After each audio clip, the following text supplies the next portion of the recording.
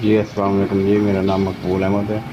मैं बूरे वाले तो आया 2-2.5 महीने हो गए गुर्दे का मसला बनया। बुरे वाले 2-3 हस्पताल देखे थे, कोई इलाज नहीं मिले। अभी उस बाद लाहौर आ गए। तो डॉक्टर ने कहा तुम लाहौर लै जाओ। लाहौर पहुँचे तो उन्होंने फिर टीके लाई ने चूल्हा बना दिता 4 दिन बाद।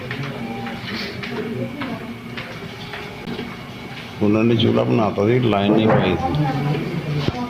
लाइन का उन्होंने 2-3 हफ्ते का टाइम दिता सी। डायलिसिस वगैरह मैं रह ही नहीं सकता। उस तो बाद मेरी तबीयत अचानक खराब हो गई। फिर मैं एस हॉस्पिटल आ गया। लाइन पा के ना इन्होंने डायलिसिस किया। ਇਹ वाली लाइन पाई है।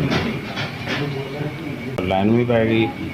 ਜਿਹੜਾ ਉਹਨਾਂ ਨੇ ਟੀਕੇ ਵਾਲਾ ਇਲਾਜ ਕੀਤਾ ਸੀਗਾ ਵੀ ਫੰਡ ਜਿਹਾ ਕੀਤਾ ਸੀ, ਮੇਰੇ ਕੋਲ ਪੈਸੇ ਹੈ ਨਹੀਂ ਸੀ। ਬਿਲਕੁਲ ਮੇਰਾ ਜੀ ਕਿਰਾਏ ਦਾ ਮਕਾਨ ਹੈ ਜੀ। ਮੇਰੇ 4 ਬੱਚੇ ਆ, ਪੂਰੀ ਕਰੀ ਦੀ ਹੈ ਜੀ। ਜਦੋਂ ਦੀ ਤਬੀਅਤ ਖਰਾਬ ਹੋਈ ਹੈ ਕੰਮ ਖਤਮ ਹੋ ਗਿਆ ਮੇਰਾ। ਲਾइन भी पै गई है और डॉक्टर ने मैं 20,000 रुपया ਦਾ ਦਿੱਤਾ ਜੀ। ਮੇਰੇ ਜਿਹੜੇ ਨਾ ਭੈਣ ਭਰਾ ਉਹ ਵੀ ਗਰੀਬ ਹੀ ਆ, ਉਹ ਵੀ ਸਾਥ ਉਸਦਾ ਹੀ ਇੱਦਾਂ ਹੀ ਹੈਗਾ ਜੀ।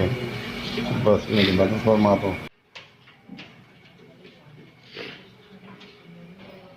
ਐਸ ਤੁਹਾਡੇ ਅਦਾਰੇ ਦੀ ਬੜੀ ਮਿਹਰਬਾਨੀ ਤੇ ਮੈਨੂੰ ਪੈਸੇ ਦਿੱਤੇ ਜੀ। ਲਾइन भी पै गई, मेरे डायलिसिस भी हो गया। एस मैंने तुझे 15,000 ਦਿੱਤਾ।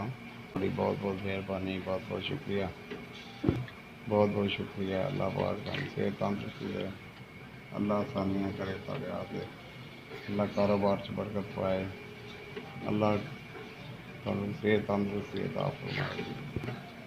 ਜਿਹੜਾ मेरा 15,000 ही बिल सीगा मैं दे के हम चल जाना।